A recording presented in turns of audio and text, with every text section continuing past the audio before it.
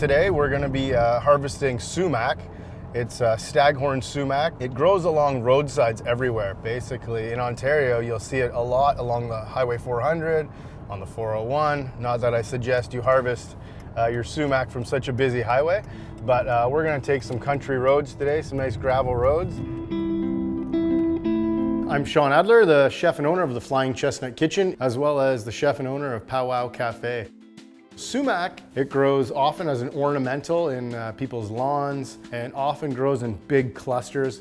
You'll recognize it by the typical red cones that grow on the tops of their trees. You find it all over North America, and they taste a little bit like lemon. They're tart and they work as a great seasoning for things like hummus. In the Middle East, it's a very popular spice in the spice mixture called za'atar.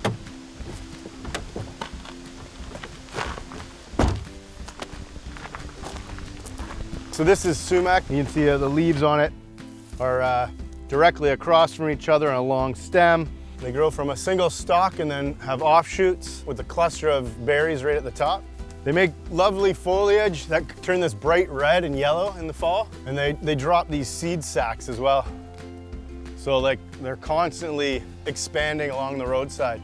So here's some nice and low, easy picking. You'll find they're a little bit sticky, and that's a good sign. So they're furry, they're crunchy little berries, and they have a nice tart taste. Apparently this is like a plant from prehistoric times, I've heard. That's what my mom told me.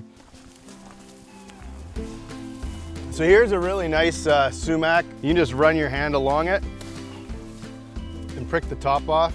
It's a beautiful color.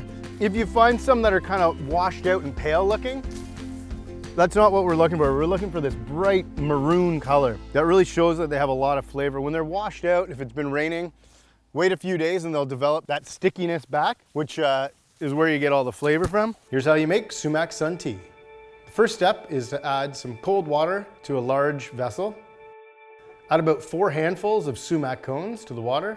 Sun tea is really add whatever you like and make it your own, but in this version of Sumac Sun Tea, we're adding river mint, a fresh Ontario peach, crushed blueberries, and pitted crushed cherries.